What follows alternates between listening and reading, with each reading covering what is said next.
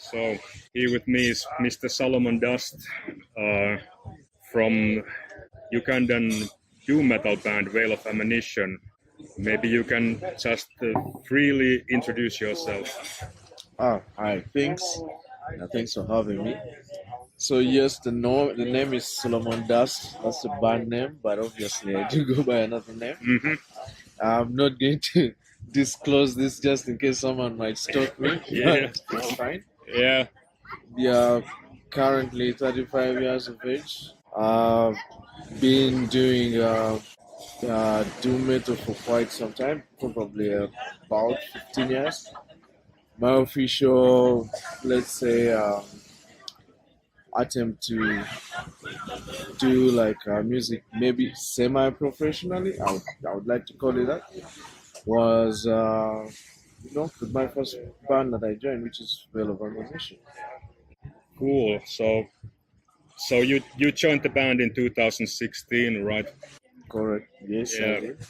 And so what did you do before that?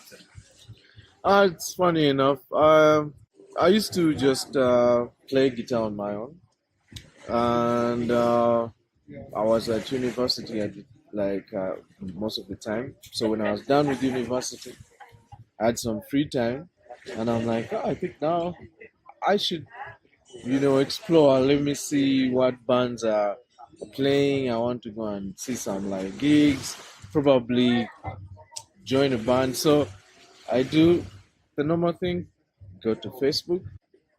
Every metal bands in Uganda. Hmm. Of course, I kind of had heard of Vale of Ammunition, but I didn't really listen Hmm. to Vale of Ammunition. So I write to them actually.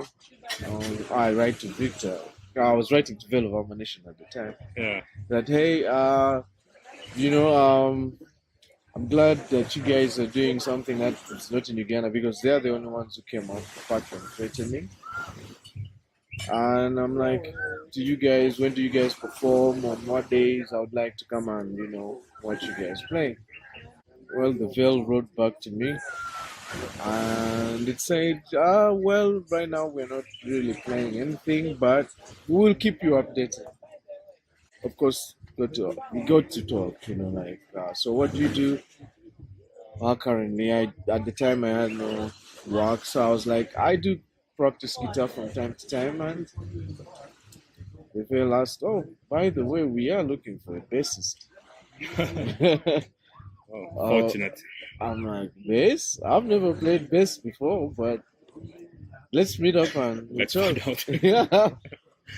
So eventually we set up a time, meet the Veil. Mm. I don't know what to expect. I don't know what I'm going to see. And I meet Victor Yeah. Roseman at the time. He has gone through many versions of himself, very many names. But so yes, we meet. Obviously, we talk metal, we Yeah. talk history of the band. Who's been there, who's been consistent. At the time, I think one of the consistent members was Jeff, and he was the bassist, but he had moved to Kenya, so now there was a gap. And at the time, there was also Glenn who was on the drums. So it was Victor, Glenn, and Jeff. So Victor was playing the guitars with the bass and Glenn the drums. When Jeff left, there was a bit of a gap in the bass. So they asked me. So we kept talking, and then he's like, you know what? How about you write something first and we see what happens? I'm like, but well, if I'm here on bass duties, so I don't know. But it's like, no, you write the guitars or write compose. He gave me some ideas on what he wanted the outcome to be like. I wrote. I had never composed before. First composition was the song, the first single that we released, which was about painting green. That was the first thing I wrote. When I sent it to Victor, he said, "Ah, you know what? I changed my mind. I think you know play with this. You need to play guitar." Okay. Yeah. And from there, we decided to write for like a full length album. Wow. Yeah. And Well, became very close friends up to this day. yeah. So the planets were aligned on your. I suppose. Yeah. Yeah. I suppose. Yeah. Yeah. You pretty much answered already something from the who were the original lineup and who or about who were consistent in the beginning and so on. So the first demo came out 2010. Yeah. At the time, I was not yet. Yeah. Yes. Uh, so it's pretty much like Victor Rosefrat's his vision this band or. Yeah, I admire his drive. It's not easy.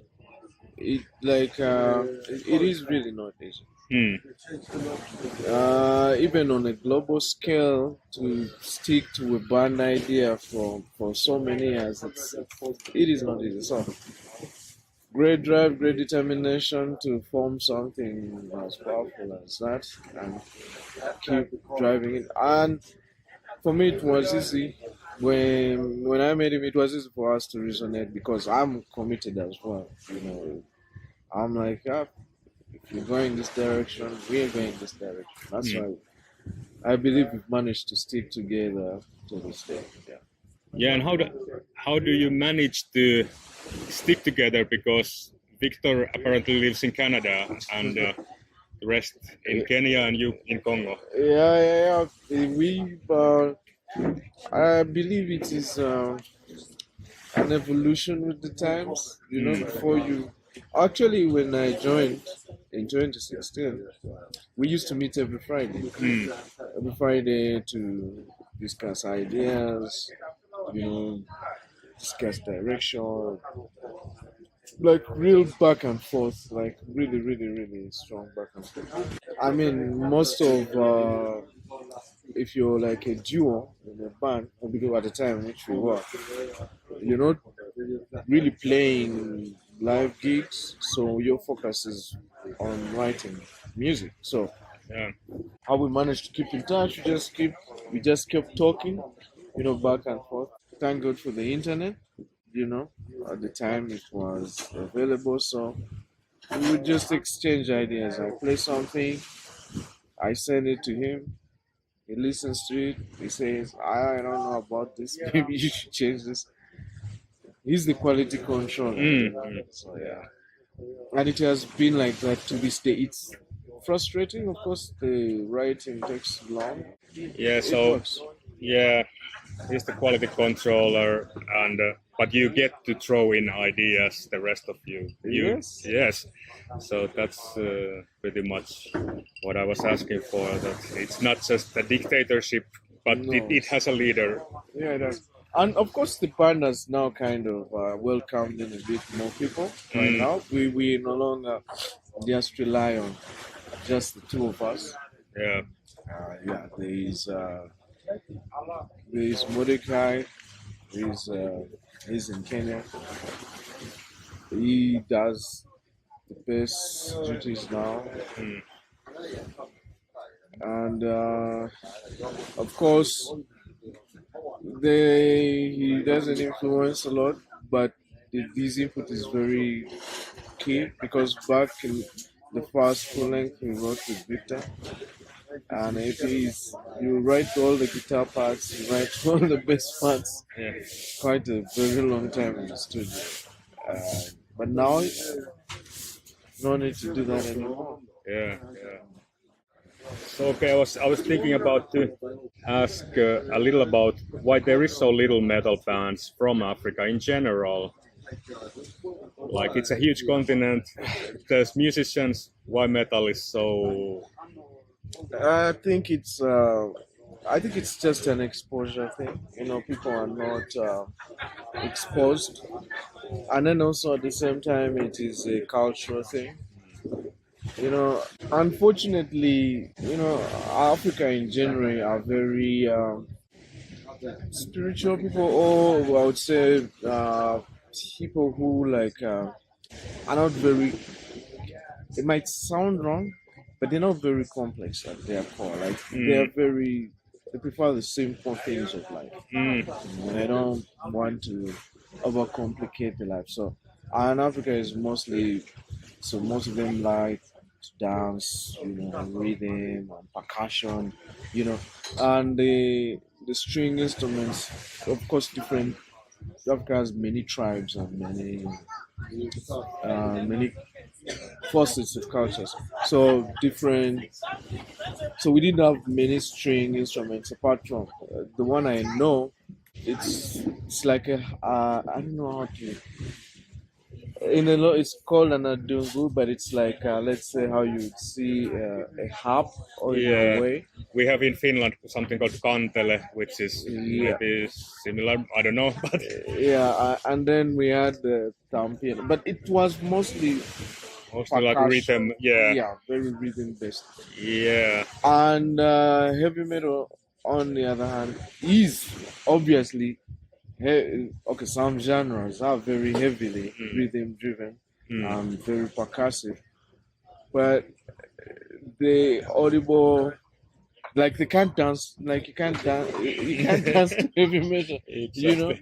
and someone is going to be like, how am I supposed to dance to something? I can't even hear what. But actually, like I have to like intervene a little bit because in the suburb where I live, we have an Africa bar.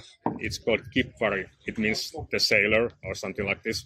So anyway, so their DJ plays all the various genres. Of course, it's mainly on the reggae side, but every now and then there becomes because whoever there is DJ, they have a little eye who is there. So there's one white guy who is like has a long hair. So every now and then, once that, I remember last time they put like AC/DC's Thunderstruck, and I was like, okay, people can dance to some heavy rock or something. And it's a funny thing that there's one Senegalese guy who is a regular there, and he takes the bongo and starts beating whatever song there is. Like it can be heavy, it can be Finnish evergreens, and they start like putting their African mix into it. But yeah, in these kind of places, which are cultural melting pots, these kind of things happen. But And like you said, the DJ has an eye, so it's also a form of conditioning. Like I give you the rhythm aspect, and then I drop in something that is not your taste, but you're like, you know what? Actually, I can work with this. So over time, if you condition someone to that, they can find a way.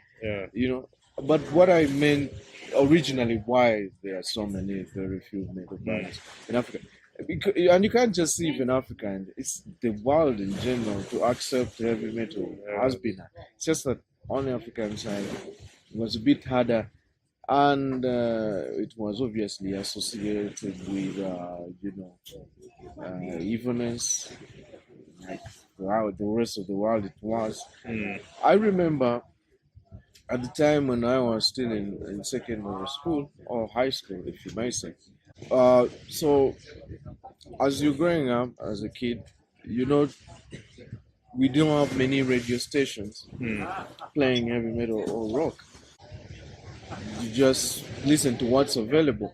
But then a few stations, like a station or two, came up and they would play a bit of rock. And okay, you start to listen to it, before you've been listening to all the hip hop and then the reggae, and then you're listening to, okay, this music sounds interesting. And when we heavily listened to it, it came to a point that they actually had to play some DVDs in school to say that the music you're listening to is very evil. I think the DVD was called "They Sold Their Souls to the Devil." There something like that. It was about, but they even the artists are talking about. It was just kind of a joke to me. Yeah. But it was in Finland in the 80s. There was this kind of very like Christians wanted to like to put, and they were talking about bands like Wasp and Iron Maiden and these very basic heavy metal bands that these are evil, and there was like drum. They Christians telling this kind of propaganda that drumsticks were flying by themselves in the studio where Iron Maiden were recording Number of the Beast or whatever. Totally like something out of the hat, but they want to portray this propaganda to people that heavy metal is bad. It's so Yeah, that's okay. That's one of the things association with people, but at the core of it all, Africans are really generally happy people, and they like to have a good time. And yes, you can have a good time in heavy metal, but on the cultural side, you listen to reggae and raga. They want to move their bodies. They're not going to headbang. But are you familiar that there's some kind of a scene in Botswana? Yeah, like the guy with the leather, the Cowboys, the Cowboys. Yeah. Because it's a Finnish label who released this Brutal Africa, it's a compilation, and it's mainly Botswana bands in that. Actually, like I said, exposure. Exposure is very important. Also, this might come out very bad, but I'm a pragmatist and I see what I see. Also, interacting with other cultures helps in understanding, different kinds of music. Now, in East Africa, there is not a huge foreign. Okay, maybe now there is, but it's not really been a huge foreign presence prior. Yeah. But you find countries like Botswana, Namibia, like they are white people who are actually Africans. So, that culture mixes up, and it's not that so much of a foreign idea. Yeah. Compared to say West Africa, Central Africa, and East Africa. In southern ends, it is okay because even North Egypt, Egypt, Morocco, they are closer to those influences, but where it is mostly a huge homogeneous population of Africans without interacting with other musical cultures, it's not going to be easy. I can guarantee you that if there was like a group of guys who are foreigners and who are playing heavy metal on a regular basis in Uganda, you could find the scene could actually suddenly grow, exposure. Yeah, because I think in Botswana there's some kind of like safari tourism, and those Westerners started to bring like Motorhead and whatever, like this kind of early heavy rock, heavy metal albums to the country, and that's how it sparked. Yeah. So it's for me, it's exposure.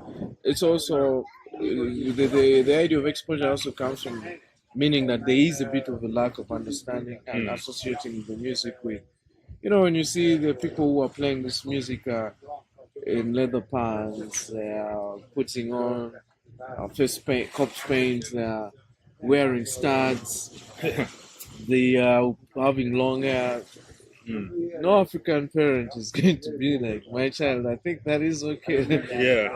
Most parents are going to be like, no. Yeah. So that was pretty much like one question. You were already like touching it already, like the spiritual side. That how do you see it? The population in general is the majority like Christian, and do they deem heavy metal as witchcraft? They do view heavy metal on a general basis, not all. Of course, with the current age now, people are a bit more aware, but yeah, it's viewed as satanic, or was viewed as satanic. And Africa has a balance, actually, surprisingly. Africa is balanced between the Islam, the Muslims, and Christians. Because the Christians have kind of a slightly bigger population, not say, but there are equally as many, actually in Africa, okay, in Uganda, let me speak. Let's speak about Uganda. Let's speak. It's easier. I could also speak for Kenya and DRC because I've been there. That a Christian can be okay with you not being a Christian, but at least you are a Muslim. Like you believe in something. Like, and in between is like what kind of uh, person are you? Like, how can you exist without believing something greater than you? Yeah. You know. So when it comes to spirituality, it is so core.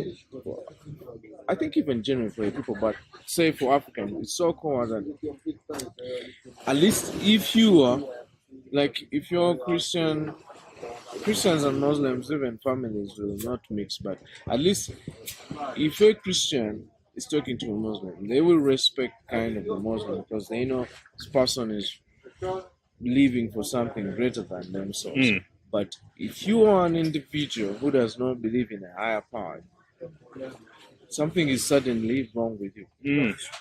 You know, because at the core of it all, at least believe in something, believe in the winds, in the gods, in Yeah. witchcraft. But you just cannot be there and think that your existence is solely based on Yeah, just you because as an individual. because that's when you suffer, when you think you can control everything. Oh, yeah, but when you accept that there's something A higher beyond. power, something Mm. beyond, pushing your destiny Yeah, around. because that's what I think is like the most dangerous road when you are a materialistic. Just believe that you have to work to get money and to get bread to the table, and that's very like. But that's how in our culture in Finland, I think most of the people are materialistic. They don't ponder about, they don't waste their time thinking about religion or spirituality, but there's some, but they are minority. Of course there's majority who belong to the church, but it's just up because they want at some point marriage at the church, Yeah. get wed in a church. It's just the formal thing that nobody really believes. It doesn't affect their life. So this is why I think like in Finland, the black metal scene, it's a little bit like a, I don't say a joke, but a little bit like it's not the same as in different parts of the world, because in our society, Christianity isn't a strong Yeah. institution. There's nothing to revolt against because they are weak. They don't have any hold of people's lives. So in some places where Christianity is very strong, it's much more hardcore to play. It is, and I would say, I think just saying materialistic, maybe a bit harsh. I would say secular. Yeah. Secular. Yeah. So being secular, being okay, being worldly, being of this world, and nothing more. The Yeah. concept that all you care about is, what we have, we work, and that is, everything else does not matter. The secular concept. For me, my belief, my true belief is that at a general core of most African people or black people is that they are really very passionate people, like very deeply passionate, and like I say, very simple, like not very complicated. And so believing in something greater than you and not worrying about, oh, why is this not working out, is for me kind of like a comforting approach, which is good. It's good for the, hey, why is this bad thing happening to me? Let's pray, or maybe we've not sacrificed. So like generally a spiritual. So when Christianity is introduced and it has a good argument, someone who's already very spiritual, it will make sense. Same thing with Islam, same thing with witchcraft. So at the deep down core of it all, African people are generally hugely driven of the supernatural. You know, Yeah. to find you being very secular, you are going to stick out hugely, very hugely. And heavy metal, on the other hand, is about rebelling against, heavy metal or extreme music in general is about, I am not accepting society norms. So definitely you're going to stand out, and Yeah. it's not going to be very good. And we've written a couple of songs that have invoked Some actually, there's a song we have called "Revisiting the Bitterness of God," and one of our EPs also has one called "The Glory of Hell." And some people are like, really? Yeah, yeah. You know, no, like as you know, like heavy metal also is not necessarily spiritual. That there are those like, but for my personal taste, they were always like, you know, there is the bands like Mötley Crüe and Van Halen, those like who are about partying or such like this, who are like girls, and whatever, drinking, sex, drugs, and rock and roll, this kind of thing. So that never really appealed to me, but those bands who were like into more epic things, like abstract things, like who were speaking about mythologies and Are we going to talk about influences now? Because yes, go ahead. now that you bring it up, you're absolutely right. Actually, I am very influenced by European bands, or Scandinavian bands.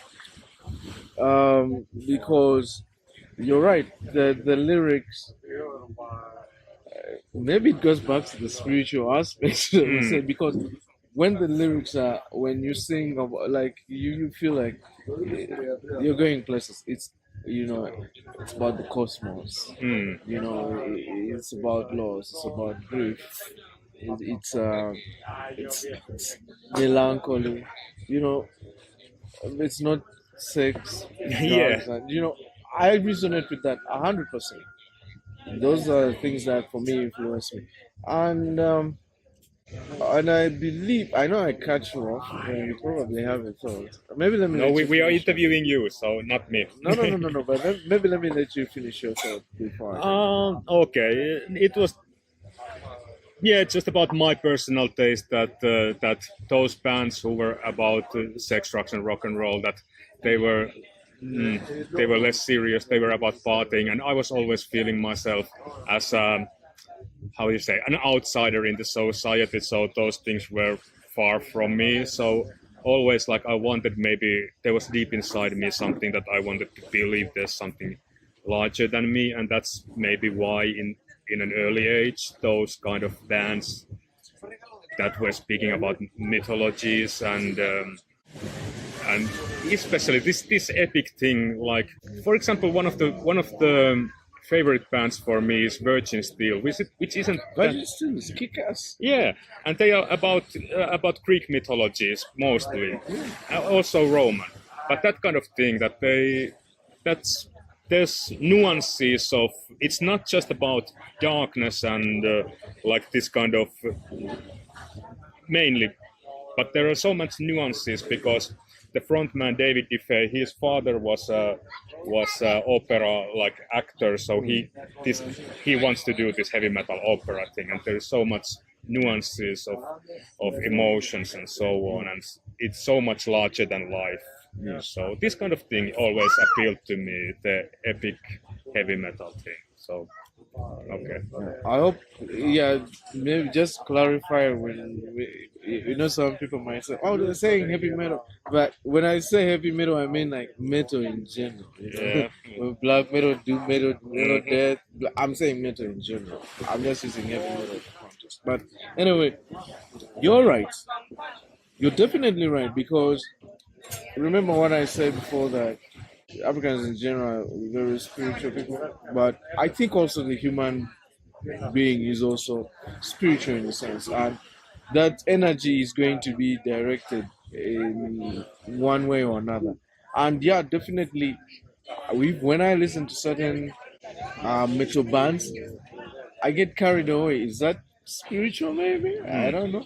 Like if I'm listening to, uh, say to okay, the bands that are going to sing about, you know, drugs and alcohol and party, I don't get carried away. You know, of course, maybe that kind of genre does have its moment to invoke a certain aggressive, mentality. But if you want to feel uh, something, those are not bands you're going to listen to. You're going to listen, like you say, bands that are going to talk about mythology. Like it's interesting, of course, that right now that the band is over repeating itself. But one of the bands I actually liked, and the name was actually very, very provocative. Like if my parents knew I listened to this band, they would be like, "What is going on?" It's Rotting Christ. Okay, yeah. So back in the day when I was listening to Rotting Christ, and they do sing in Greek, and they're talking about all these religious like historical things and what, and it is actually very informative. There's a lot of information from metal. Mm. I think that's why maybe I like it because it sounds as coarse as it is at its base, but it is a very intellectual genre. Yeah, yeah. It challenges the listener because it's not something already chewed. Yeah. Yeah. Or at least most of the metal. Some of them, yeah. Or- Not all of them. yeah. Not all of them. Yeah. Not all of them. Yeah. Yeah, and for me in particular, I do love Scandinavian bands. Mm. Of course, Finland is pouring out most of the metal, or has used to, including Sweden and Norway, not so much. But maybe Finland, the Finnish people are spiritual. Maybe that's why they can be able to write such music. I don't know. Yeah. Well. Yeah. I guess. Well, at least we are melancholic, and we like to have distance around ourselves because there's very few of us. There's 5 million in a large country, so it's much different than Kampala, for example. We are 40 something. Exactly. So to understand this spiritual landscape is, yeah, but it's spiritual, you could say, but it's divided. Like you can't. I've lived all my life in capital areas, so people are maybe more materialistic. But maybe when you go to rural areas, there is different forms of beliefs. But in general, Finland was one of the last places Christianity ever took place in Europe. Like took foot in, and By the way, when I'm saying spiritual, I'm not talking about Christianity. I'm talking about I totally all understand. the other things. Yeah. And it's a long story, But we have our history of Same paganism, for example. Yeah, exactly. Lapland is shamanist.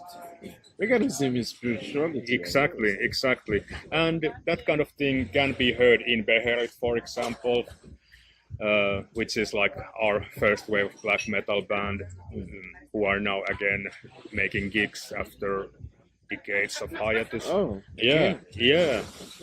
yeah. So in Beherit, especially, this kind of trance-like aspect can be sensed because there's often it's very monotonous, and I feel that the driving force is to get you into that trance-like state, and that's spirituality.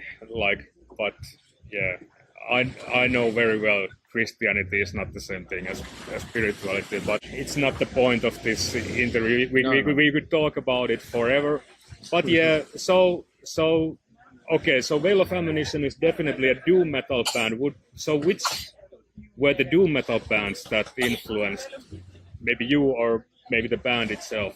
I can tell you 100% that Vale of Amonition's doom metal influences are huge. I think I speak for everyone who has ever been a part of Vale of Ammunition. Black Sabbath founds the flag. Yeah. Yes. Yeah. Definitely. I don't know how you can play Doom and not. Of course. I not love Black Sabbath. Yeah, of course. But Merciful Fate.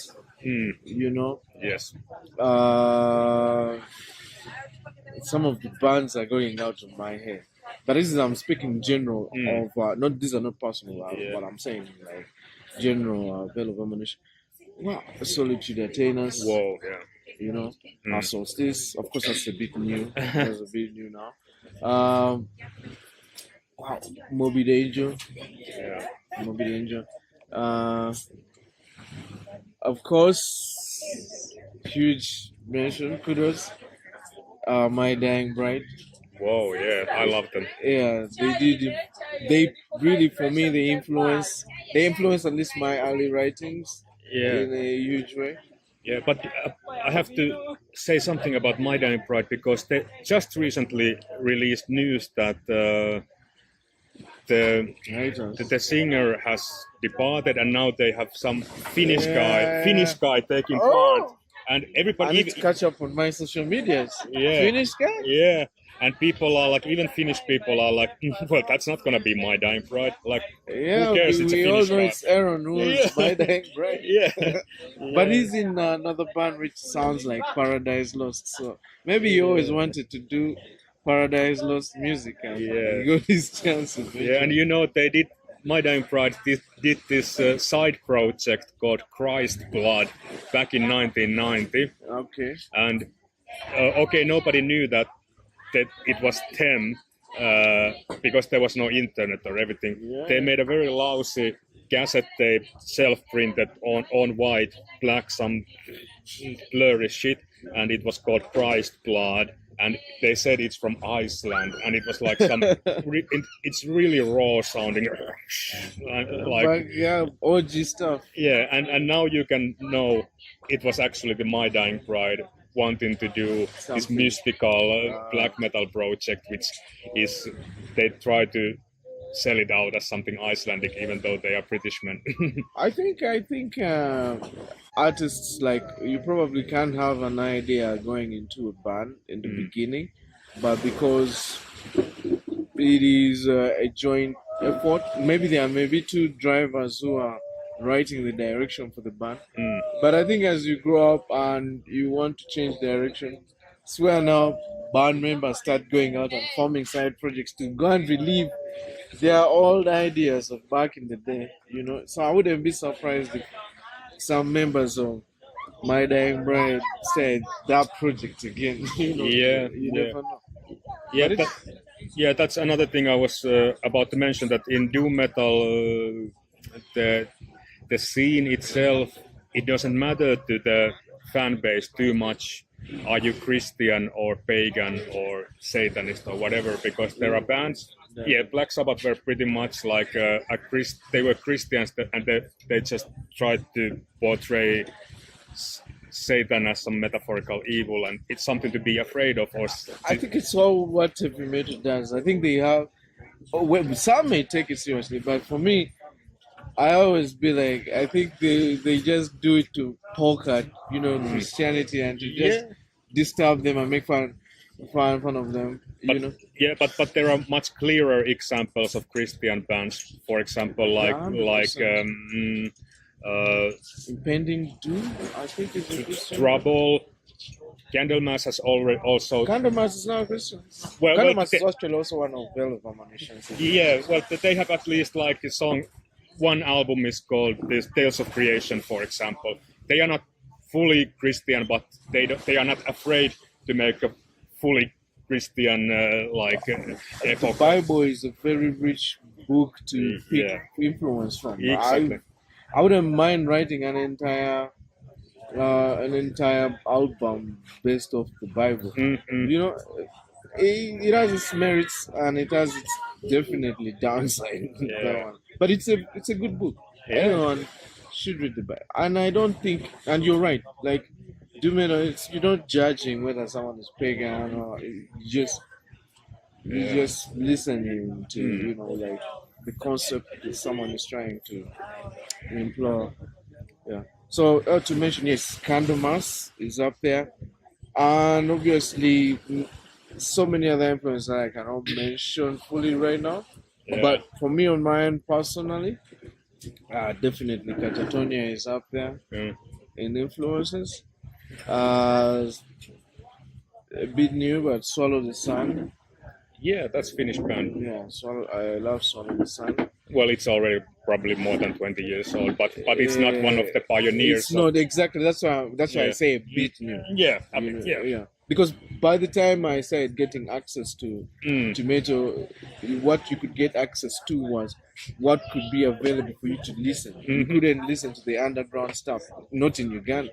In Uganda, how are you going to have access to? Because most underground bands are not even releasing some stuff to the record label. So what I had access to are bands that were probably maybe now I don't necessarily need to listen to bands with record label, but the influences that I've been writing with all help me okay, I can relate to such bands.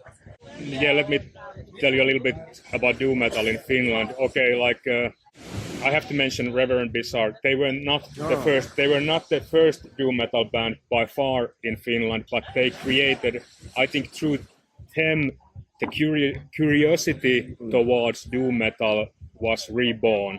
Yeah, I think their first album came out 2002 or 3. Wow. So around those times, people really started to talk about doom metal, because before that it was like something ancient or not so interesting. It was a marginal thing. But when Reverend Bizarre released their first album, it was like, whoa, they sound so traditional and retro, but still they don't sound exactly like anyone else. Like they kind of gave rebirth. And with alongside when they were active, there was some bands who started doing a little bit similar things. They started to pop out bands who were playing traditional doom metal. But let me go back to 90s. There was doom metal bands like Hergotton and Unholy, who were like funeral doom. So that's a totally different genre. Totally. Yeah. I mean, even doom itself, like, it's not the easiest music to get into, Yeah. Even the metal, I would say scene sometimes makes fun of it, when are you going to play your next notes?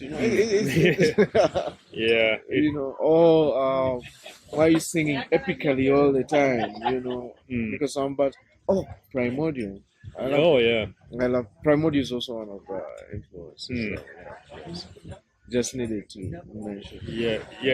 And to go back to early days in Finnish, maybe doom and heavy in general, Sarcophagus is must be pretty much the first heavy metal band, or at least in this kind of mythological, who were making this kind of mythological aspect in their music in heavy metal, and that's very much a doom thing, but they weren't called a doom metal band in the early 80s because maybe that genre wasn't even born even before Candlemass's Epicus Doomicus Metallicus. That's which defined the genre. Do you know what's funny is that right now, of course, it's good to categorize the subgenres, but right now I think people are just writing music at this point. You're just writing what is influencing you at that moment. Sticking to a particular formula right now, some bands are, but a lot of bands are evolving. They're not trying to be strict to their ordinance, and of course, it's upsetting some people, some fans. But even as Vale of Amonition, when the first beginning of Vale of Amonition and what is right now, or what is possibly in the kitchen right now, someone could easily say, what is happening to Vale of Amonition? But I think bands do evolve. You cannot say that you are the same person 10 years ago. Some new things happen in your life and you want to make a bit of it. At the core, you are what you are. And you pick influences. You love some black metal, you love some death metal, and you want to evoke an emotion, and you feel death metal has that emotion, but you also feel black metal has that emotion, and epic doom does have the emotion, and you're going to write around that, and What is it going to be called? Yeah. Epic Doom Death? Probably? Yeah, for some it doesn't matter, does it need to be pigeonholed or not, but if you tell a person, have you heard this band, and he's like, okay, what's it about, then you maybe need to have a little reference by saying it's Yeah. and there are bands who stick to what they did in their first album, and then there are bands who evolve, and neither is right or wrong. That is right. Yeah. So we're talking about another Ugandan interesting phenomena, cultural phenomena called Wakaliwood. So Speaking of, I need to check with how far my friend went with them because a friend of mine from Germany, he actually came and I think he did like a small scene with them. Yeah, they were like with a shotgun and everything. I think probably a year ago or two ago, they should have something. They did something with Wakalibu, but yeah, these guys are quite famous. They're like the Bollywood of Uganda. You know, Yeah. very theatrical. You know, Yeah. exaggerated blood, exaggerated. It's funny CGI, but it's it's interesting and I've not watched like a whole full blown movie, but I commend the effort they are making. It's nice. Yeah, but when I was speaking to my friends in Finland, I'm planning a trip to Uganda, and they were like, "Yeah, you need to go find out who killed Captain Alex." Because so many people in our generation know Wakaliwood. Like that's the one thing they knew from. Who killed Captain Alex? Yeah, that's the one thing they know from Uganda. I need to find out the song they did with Heaven Shall Burn. Yeah. What's the name? I forget the name, but they, of course, it's hard to listen to the song and listen to Wakaliwood interjecting, but I like the gesture. I like that Heaven Shall Burn reached out. Yeah. And did that. You see, that's the important thing about like weird underground things in Uganda. Like, we may not make you money, but you do it for because you're passionate about it, and if it gets the recognition it gets in its possibly authentic way, Yeah. I think that's what's really important. Yeah. The people who do it for the love of the game, not for money. We also do it for the same reason. Exactly. Actually, I think a lot of bands do, but personally, we do it for the love because we don't do it for being famous. It's good when other people from other countries recognize our efforts because it's hard and it's expensive. Yeah, that's usually the definition of what being underground is, because that you do it for the love of the game, not for financial benefits or what the record company wants you to do. One Finnish famous artist called Emma Numminen said when he was asked what does underground stand for, because you are so known, can you be considered underground because you are one of the most known Finnish artists? So he answered to the underground question, it means love the world, hate the system. Yeah, 100%. Do actually, this is off like say Vale of Amonition, but for me, the things that over time I decided to go by were three things. You know, so you be kind, you know, you be capable, and you do the right thing. And normally, when you're doing the right thing, you're going to be like fuck f the system because the system is trying to Suppress. push you in a particular way, and you're like, no, I'm going to do what I need to do because I know it's not helping anyone, and I know it is pushing out a particular, message to some people. Yeah, like as we were speaking off the record about Solstice, and you said they might not be underground, but this is what I try to portray, that even though some bands might make themselves known, they are still considered underground because of this certain mentality in them. That I would have loved to be there. I don't know. I don't know how your experience was. Was it Oh, a good one? yeah, we first went to Tampere and I was driving the two guys from Cardinals Folly, the frontman Mikko and the drummer Joni. And what is interesting about Joni is that he's a blind person. He plays Wait. drums in that Cardinals Folly. Huh? Yeah, No. yeah. I did not know this. Yeah. But you should listen to it because it's really cool band. Playing traditional doom metal in. Did you get some video stuff that Oh they yeah. also? The whole gig from Turku is on YouTube. It was good gig, but also there was the post in the middle of the stage, and the people were. Friday is not the same as Saturday. Saturday you are well Was recharged. that the first time of solstice Yeah, in Finland? I hope they like the experience. yeah. But for example, to explain that, so Turku was the Saturday gig, and they didn't have a Helsinki gig. And in Helsinki is a large metal community. So everybody from Helsinki traveled to Turku for that Saturday gig. So they don't need to stress about traveling after work Yeah. and so on. So Saturday there was mainly Helsinki people and only few Turku people, I think. And also me, it was the night out. I left the car to my friend's place early and I could drink and party that night. Cardinals Folly was awesome.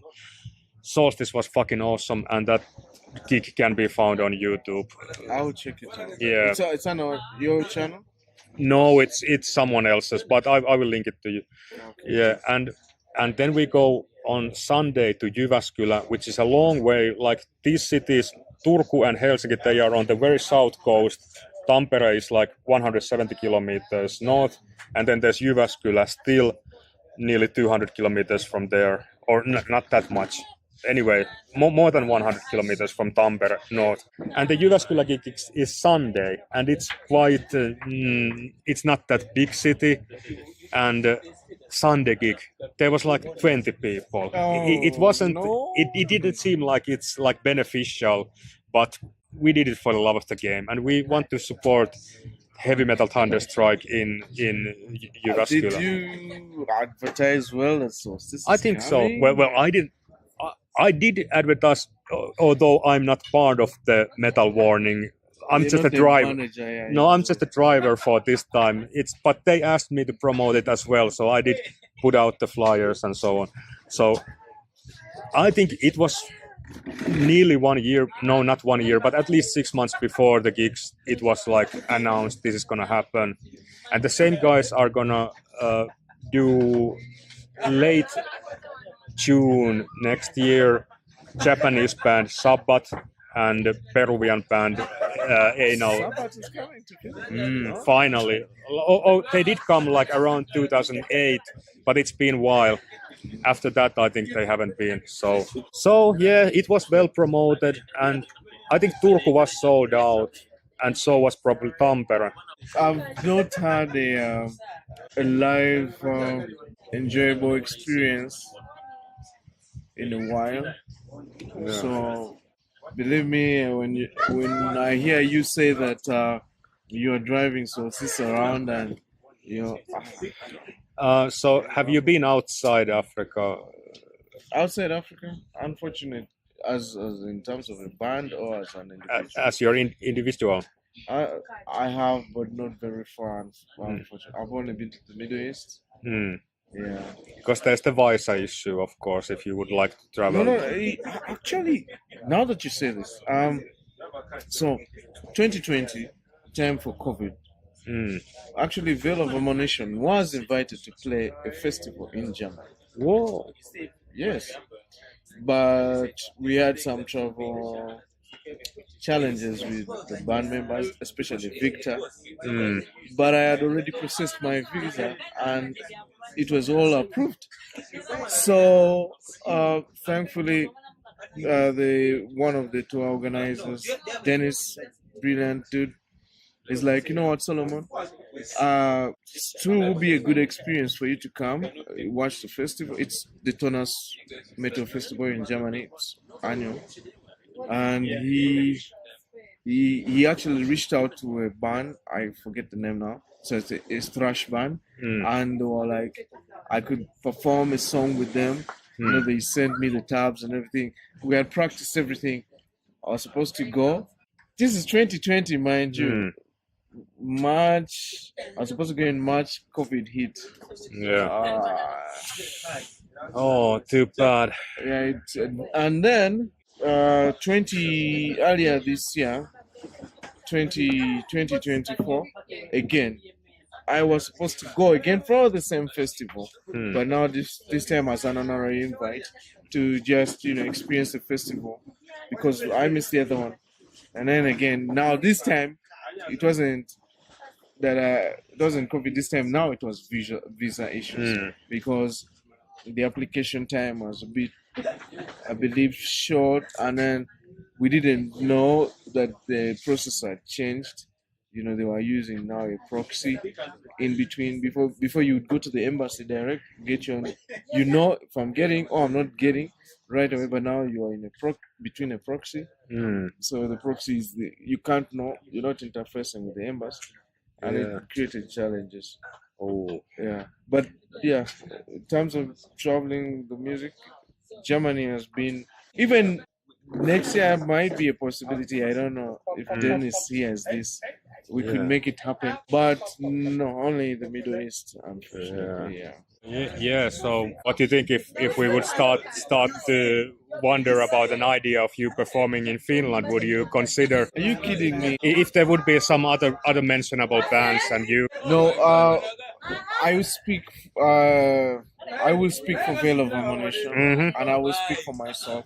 We play to express ourselves, and any opportunity that comes up, that's something that we will work hard and tirelessly to work towards. And listen, Finland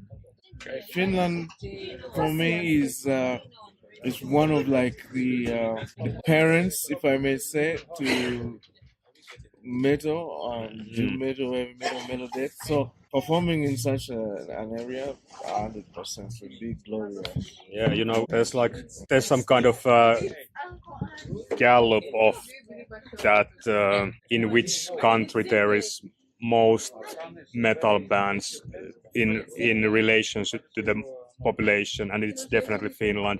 That relation to population, there is most metal bands. Yeah.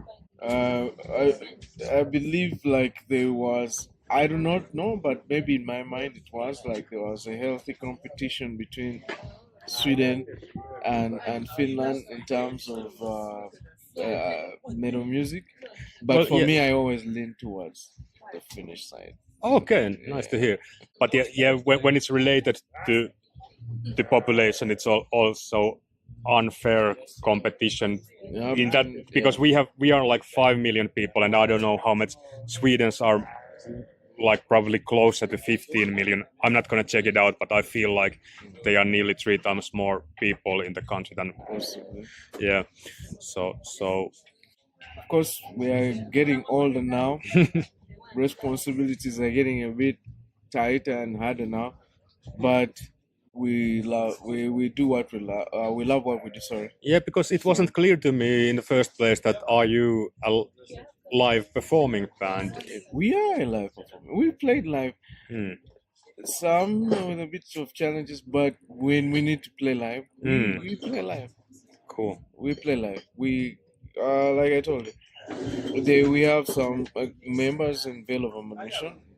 Extra members, Mordecai and on bass, and Jude. Jude is a drummer, and I play the guitars. Victor has the capacity to play second guitars and sing. So playing live is not a challenge for us. Very nice. So what took Victor to Canada, and how long has he been there? This might be a bit personal to him. Okay, you don't need to answer. But yeah, it is special circumstances. Like Uganda is not really good, very open country. Yeah, culturally. So sometimes you have to be in a place that gives you the best opportunities for what you are. Yeah. And it wasn't Uganda to do that. Yeah. You don't need to speak for someone else's No. any more than that. So, but it's definitely a challenge for your band. But if we, Juu, hyvää iltaa. so many things. No, Vesa, terve. Terve Ukko, mistä päin? Tuosta Niin, maan päältä. mutta, 10 vuotta asunut täällä. oho. Mä oon nyt niinku joulukuussa ihan ekaa kertaa täällä, niinku 4. päivä tuli ja nyt 26. päivä Tapanina lähden takaisin sinne. Että Mikä meininki? tässä on mun tyttöystävä ja hänen perässä. You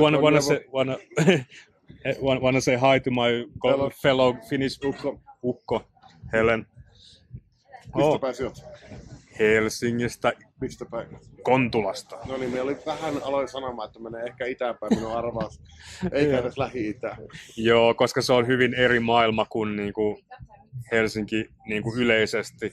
Että en mä niinku tunne semmoista tunneyhteyttä keskustaan, kuin mitä mä tunnen lähiöihin. Tunteeko kukaan enää keskustaa mitään henkilöstä yhteyttä? Niin mistä päin sä oot? Mä oon Rovaniemeltä alun perin, mutta mä oon sitten asunut Stadissa kyllä 97 vuodesta 2015. Joskin niistä viimeiset 5 vuotta ehkä virallisesti Espoossa, joka vähän hävettää. Tiedätkö, farmari Volvo rivitalo. Oli sitä Rodesian koira, eikä mun todennäköisesti. Joo. Mutta siis tää on, mulla on safarifirma täällä Ugandassa. Okei. Ollut 10 vuotta ja No wow. tämmönen meininki tossa kokki käymässä pelaamassa golfia täällä näin, että pelataan golfia, tehdään hyvää ruokaa ja sauna. Mulla on sauna tossa mäen päällä myös. Lämpikö se tänä iltana? Ei, aattona lämpi. Okei. Hei, jatketaan vähän ajan päästä. Meillä on tässä juttu kesken. Tukkoidaan, mä istutaan tossa. Yes, no niin, hyvä. They have a safari business. Finnish people he's been 10 years here, living up the hill. They have safari business here. He said sauna is. They're warming up the sauna on Christmas Eve. I was about to ask you about the sauna, thing, the sauna culture in, Finland. Yeah. Like it's like our church. We have throughout generations we have given birth, we have died, we have healed our wounds, we have healed our spiritual wounds in sauna, because the weather is most of the year it's fucking cold and miserable, so we heat the sauna. Actually, there is a huge, I don't know if you need to include this, but yeah, we can edit it out. One of the funny things, there is a band called Winter Sun. Yeah, I know. Is it, how do you pronounce it? Yari.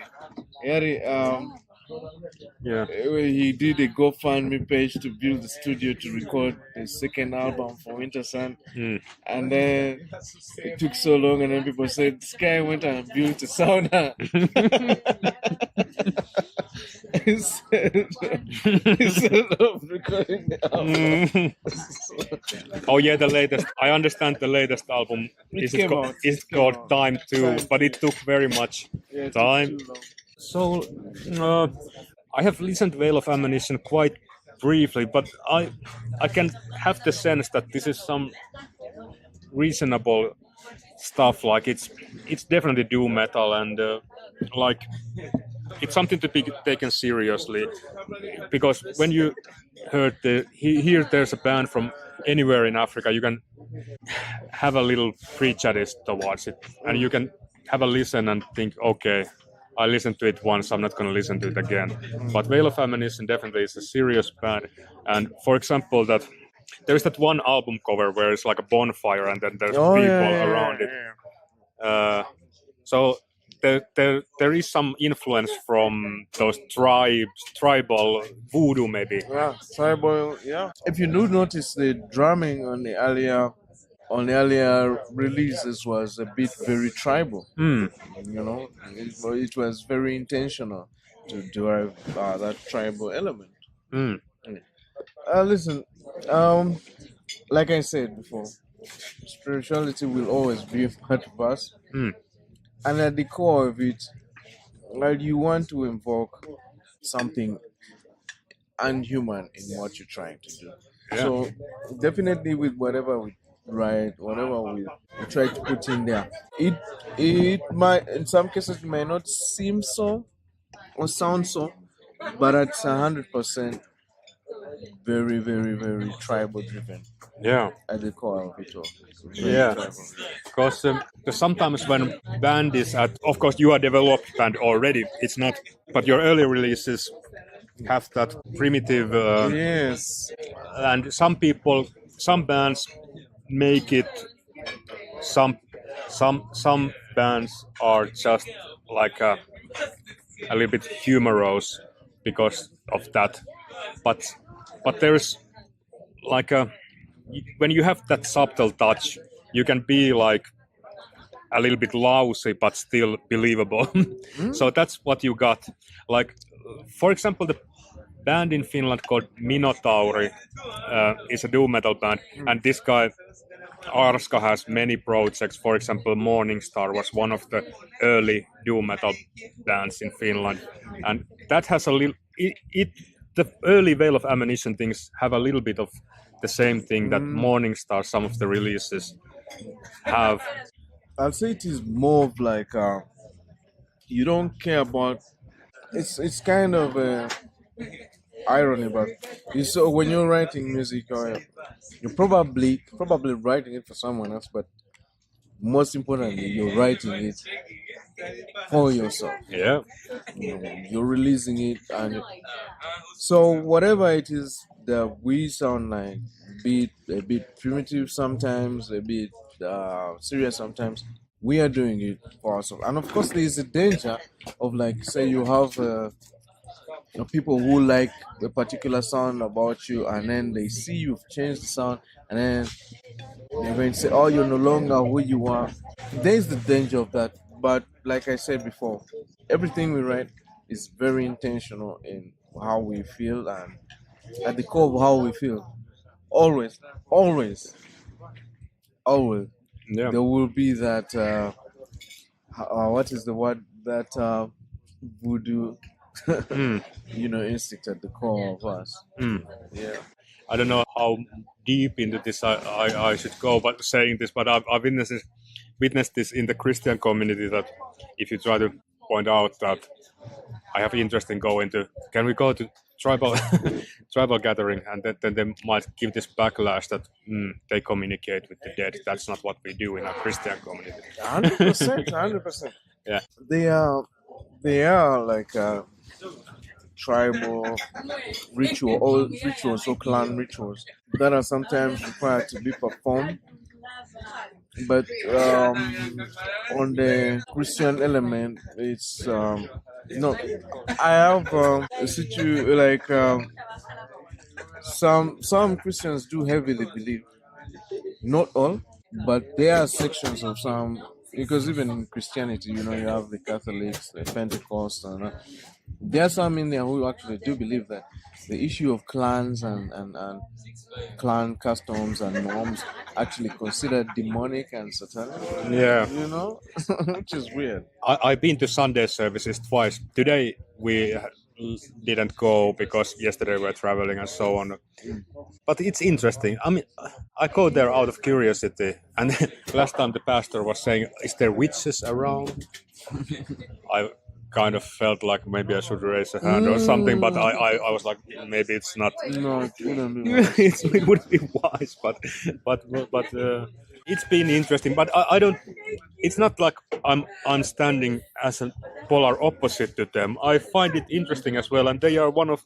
They stand for some reasonable people in Uganda, because you could do much worse things than be part of Christian community. Yeah, way worse things. Way worse things. That's the thing. Like, I do believe there are Christians who understand that and who make peace with like their non-Christian friends or colleagues or acquaintances, be it them being Muslim or they don't believe, but on like a regular basis they understand them at a human condition basis.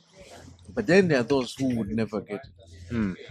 So like for me, when I'm with friends and they're talking about Why don't you go to church or things like this? I'll say, but I will quote the Bible sometimes, and they're like, "How come is it that you know the Bible so well?" I'm like, "Of course, for you to be able to talk about something, you should know about it. Like, it would be ignorant for me to say something about Christianity when I have not actually read the Bible. Yeah. Like, what that makes me so this brings me to also the aspect of, at least for me, from what I understand, the aspect of, I don't know if this would be taken out of context, but the aspect of Satanism. The word sounds so horrible and so Yeah. wrong. But if you do actually check the Wikipedia definition of Satanism, it's not about individualism. Exactly. It's not. But then there's different thing is Satan worshiping. Yeah. Then it becomes the Christian aspect of Satan. But Satanism is about individualism. Yeah. Mm. But saying the word out loud makes you sound like you're going to sacrifice babies Yeah. and things like that, but which is not true.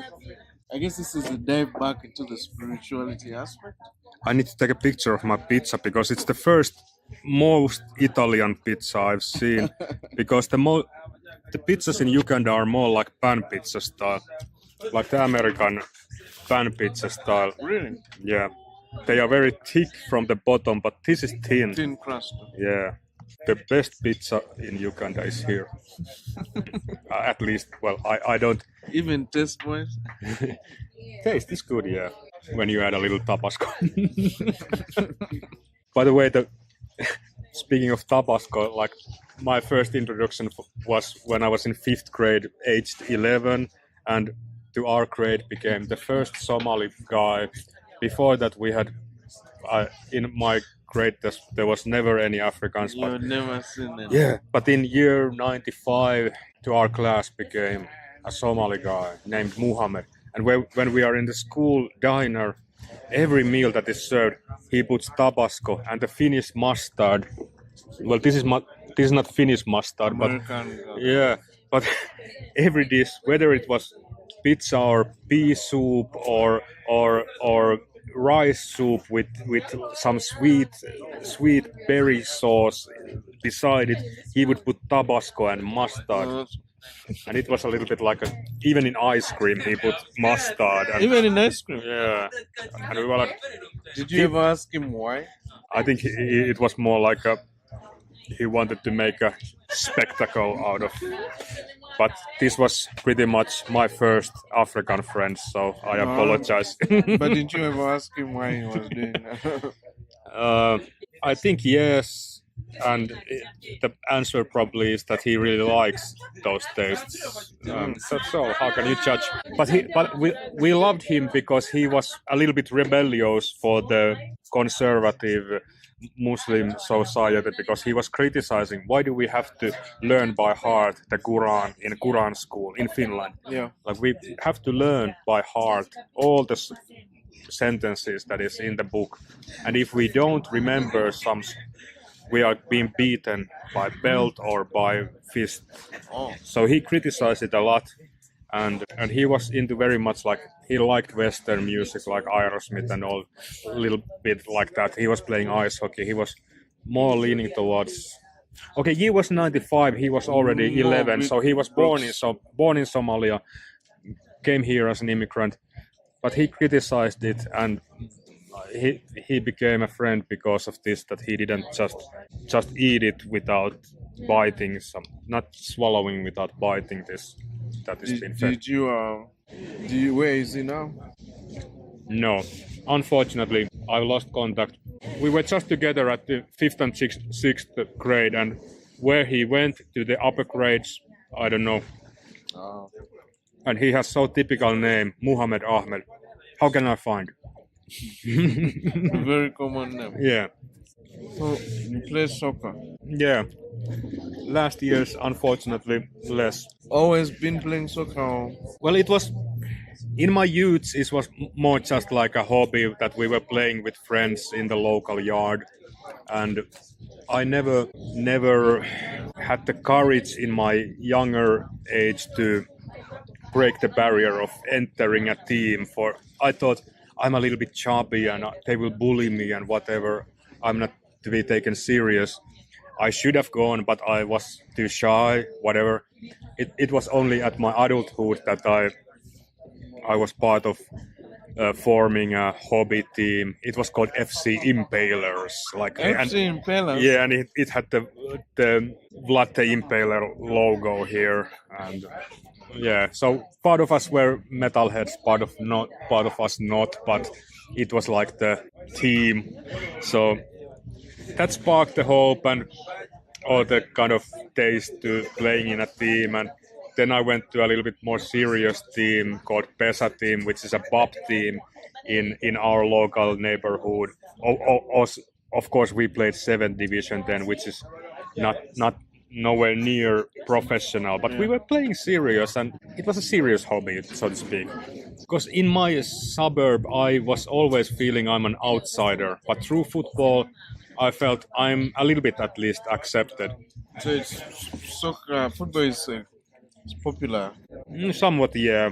Of course, number one sport is ice hockey in Finland, but football is something that everybody can play without buying gear, or they just can have the ball and go.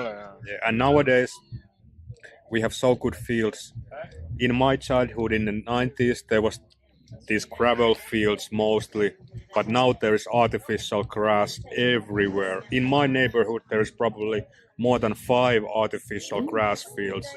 And, yeah, and that just tells you that the conditions, they put a lot of tax money in it, and Finland is starting to produce more serious youth prodigies and so on. So yeah, there's a league. There's a league called Veikkausliiga, and every now and then, well, the best team is HJK usually, but this year they didn't win. But anyway, every now and then they go. Once they got into Europa League, and I think this year into Conference League, but Champions League only once. But that was 97-98 season, and then in Champions League I think there was only 16 teams. So that year Finnish team penetrated into Champions League, and it was amazing achievement. And not the last Euro, but the one before that was around, it was supposed to be 2020, but it was COVID. It prolonged into next year, and they were able to play 2021. So Finland first time qualified for major tournament was that tournament, the COVID time tournament. And it was a huge thing for Finland to qualify for that. In the world stage. Yeah, because it's not seen as a footballing country really. Even in Scandinavia, Sweden and Sweden is and strong. Denmark is next. Yeah. Sweden was on bronze medal in 1994 in US World Cup. Sweden won bronze, and Denmark won the Euros in '92. So they have reputation of being having football culture, but Finland has been way behind. Yeah, we cannot even imagine winning silverware in any competition. It means you can never see rugby there. Yeah, but who knows? The conditions are all the time getting better. In the 90s, there was a guy called Jari Litmanen, who was one of the best in Europe. And he came from a smaller town, Lahti, in Finland. But he had the natural born talent. He went through the mud. He went to Ajax Amsterdam. He went to Barcelona, Liverpool. And he won the Champions League with Ajax. Oh, nice. Yeah. National treasure. Yeah. But he's half Moroccan, so he has African blood. Well, you don't have to downplay it. It's still important. Yeah. Born and raised in Finland. So. Yes.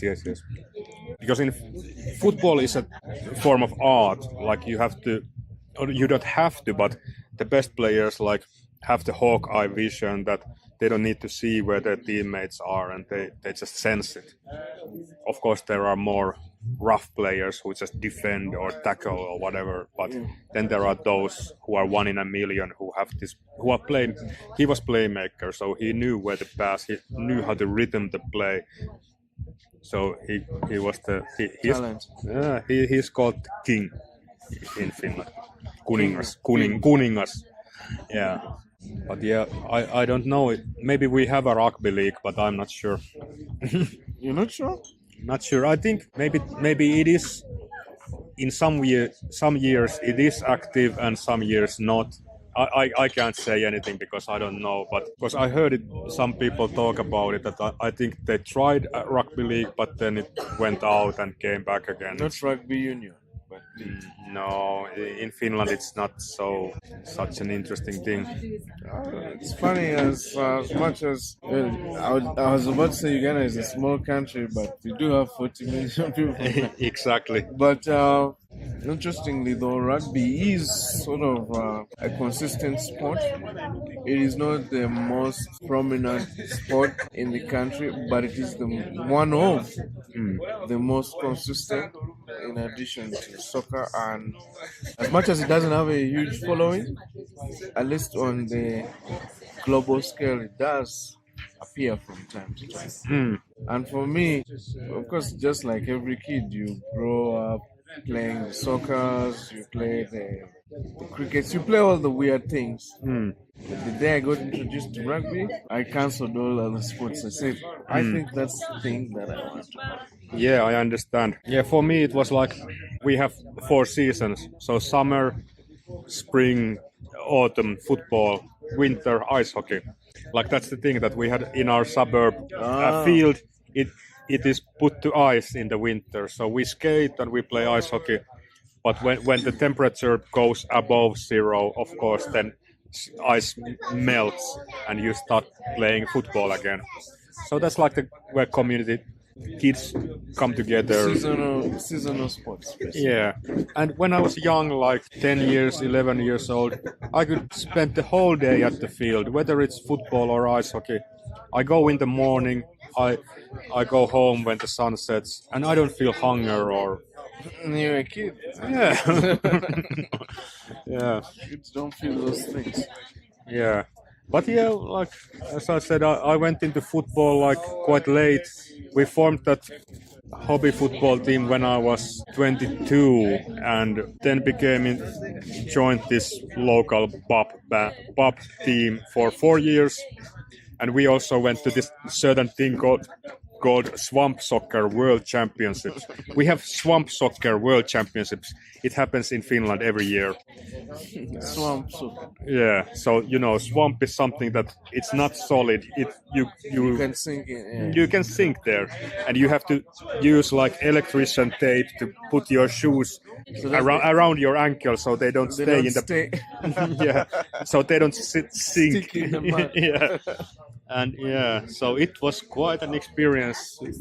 We won 2 games, lost 2 games, and which wasn't enough to go to the playoffs in the first year. Second year, I think we lost all the games, and it was, I don't know, even if it was July, there was like halos flying. It was like, blocks of ice pouring from the sky, even in the middle of the summer, and we were like freezing, like how can we play here? In summer? Yeah, I don't know how it was like so in the that temperature year. In summer is like what? Well, it's like it's now in Uganda, like 20, 25, but recent summers have been in Helsinki like too hot, like 30, and I cannot go out in this. I go only when the sun sets. I go out. But the weather that has been here in December, it's been reasonable. Like rainy a bit. Yeah, the cloudy weather is perfect. Like the gothic weather. Like you can hear the Black Sabbath intro. Yeah, actually, one of the things I think maybe because of the long winters, that's how maybe you guys can be able to sit in the house and write music. You're not going anywhere, so yes. You just write music and music and music. You're not going out. I think that plays a huge factor on writing, because even me, if I'm always out there, I do not have a chance to sit down and be able to create, write music. But when I'm in the house and I'm not moving too much, the inspiration is there. Yeah, I get it. But there are, some. I always found it interesting when metal bands come out of warm countries like Singapore has a scene. Brazil has a huge scene. Oh, very huge. Sarcophago. Sepultura is from where? Brazil also, yeah. And as I mentioned, Mystifier. But yeah, there's Volcano. Yeah, many bands, but and many of the Brazilian bands, their influence came from Finnish hardcore scene in the 80s. Like for example, Terveet Kädet was a huge influence. Sarcophago played Terveet Kädet covers, even though Terveet Kädet lyrics are in Finnish. They probably but they don't. still- They have no idea what they are singing about. it can happen. You're like, I do not care what I'm hearing. This music sounds cool. Yeah. You know. But yeah, speaking of scenes, I do not know. I will tell you 100%. There is no scene in Uganda. yeah, I can There imagine. is no scene. It is pure isolation. Like proper pure isolation. If you're into this kind of music and you want to go and watch it live, your best closest chance of watching heavy metal live, you get on a bus and go to Nairobi.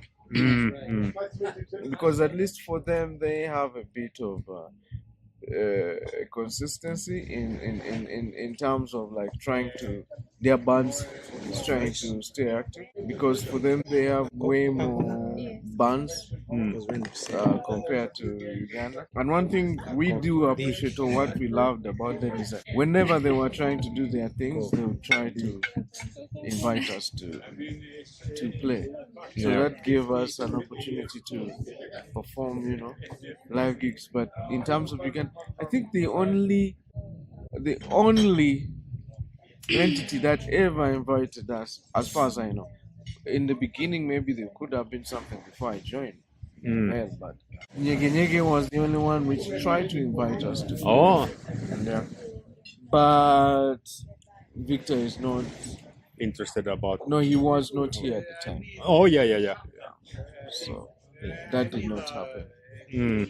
I tried to contact them as well, but they didn't respond because I was a little bit interested. Is some of their physical releases available? But they didn't respond to email. Oh, Nyege Nyege. Last year they played this band from Kenya called Shovu. The black, I believe black metal band. You've heard of them? Which one? Shovu. Show what? CHOVU. I haven't heard. Well, they played last year. I did not watch. Wow. And even a year before, there is another band, Kenyan band called Seeds of Datura, that also played some years before. Okay. For us, the only thing that Uganda has ever held that you could say that you have a chance of seeing someone in a leather jacket or leather pants were some events called rock fests. Yeah, I've seen some like commercials about it, some posters of Rockfest. Yeah, and even the bands, there are no really actual local bands that are even playing rock music, because none is releasing an album. Yeah, Nyege, you were talking about. Yeah, so they invited us, but Victor was not around at the time. So, and we've kind of there's no motivation to seek out actively.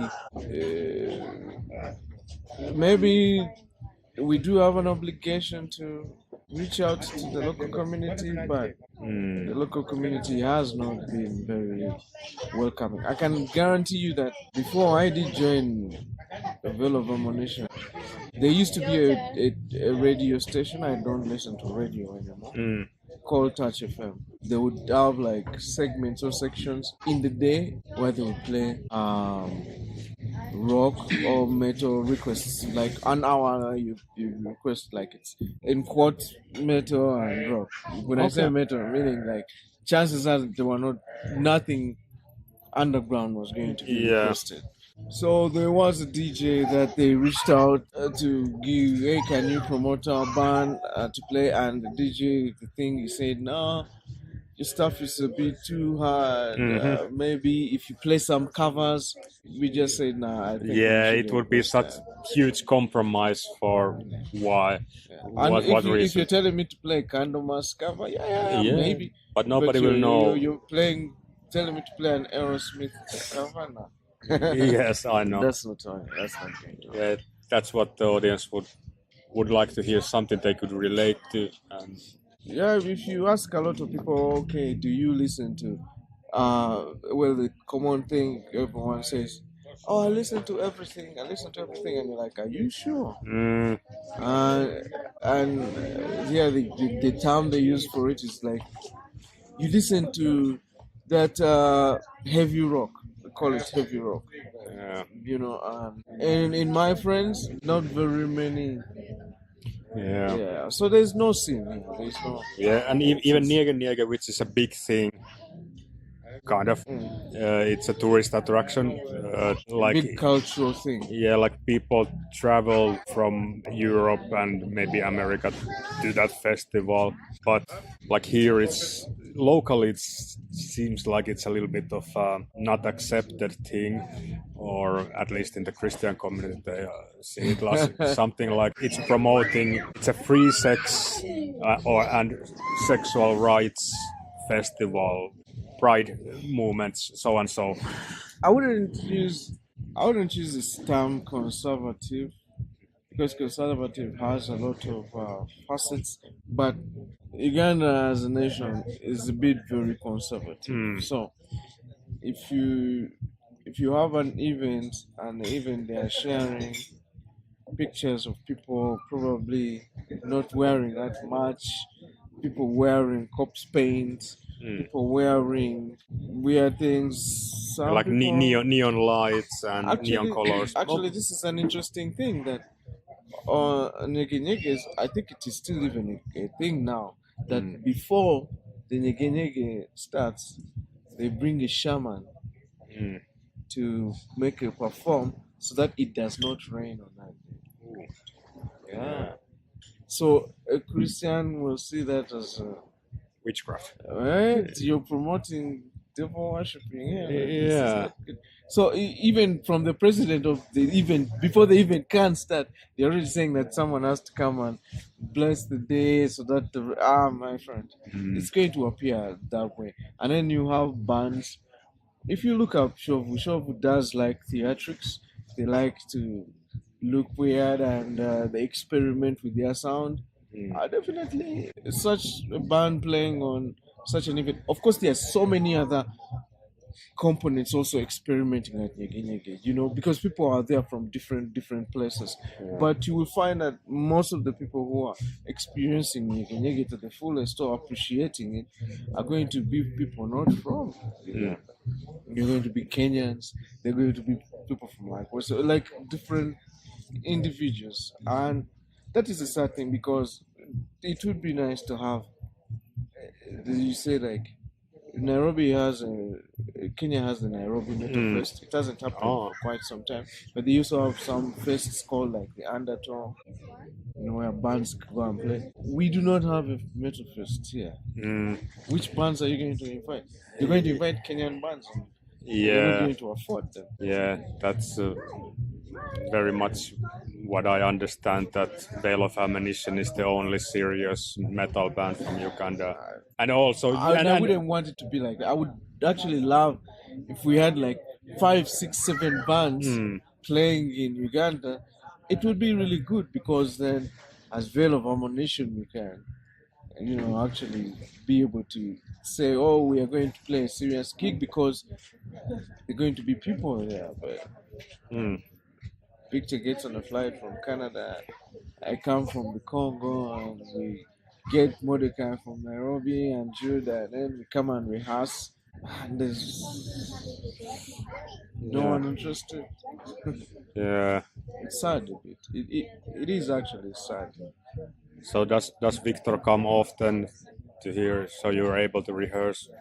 No, we only rehearse if we need to perform. But so if like there's a gig that is supposed to come out, then we plan and we meet in one singular point for 2 weeks and rehearsals.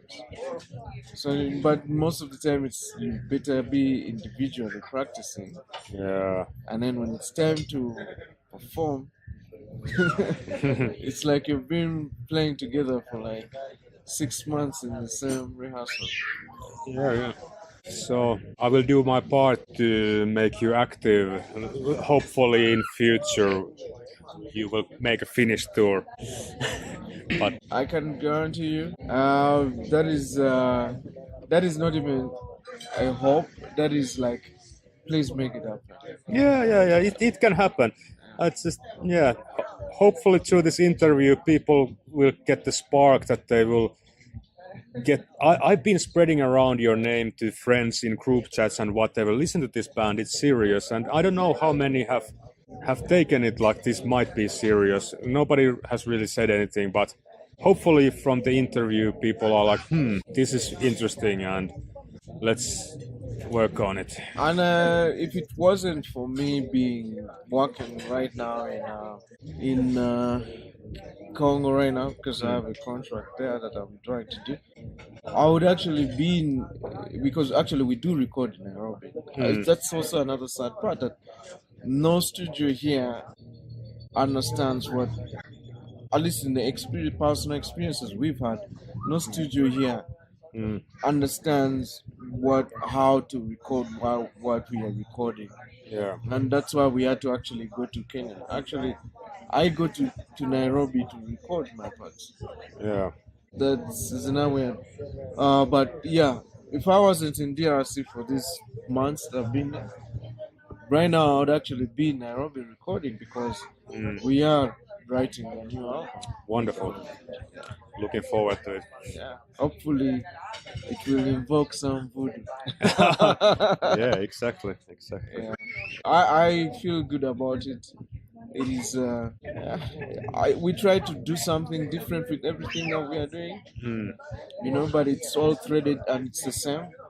However much it might sound different from the previous one, but it is always the same identity. It is always Vale of Amonition. Always. So can you explain what the mysterious vale or valley, what the band name stands for? Well, it is a valley, of Amonition, and I believe the members of Vale of Amonition interpret it differently, because when Vale of Amonition was started, Victor had a vision for Vale of Amonition. But when I joined Vale of Amonition, personally, I created a home in my own home in Vale of Amonition. So for me, the veil, I call it the veil. Like it's a veil, like it's like a certain threshold, like an unseen world that, like, if I am in the veil, I am Solomon Dust. And when I'm out of the veil, of course, I was in proxy Solomon Dust before I joined the veil, but without now, the actual identity of Solomon Dust is in Vale of Amonition. So for me, there's like a screen, like a veil in there. That when I open this thing, like there is a valley, and there's a collection of say spirits that are like on a particular journey to I would call it maybe a spiritual migration, towards a particular destiny that you do not know yet, but you're a collection of souls in one particular place, and you're trying to find yourself in some unknown destiny. Always, if you look at some of the themes of the albums, those of Tatarian ancestry, you look at some of the songs, Sons of Moribund, you're like, it's a collection of histories in one particular valley. That is it for me. Yeah, okay. That's a very thorough answer. Thank you. Thank you very much. Thank you, man. Thank you for the opportunity to talk to you.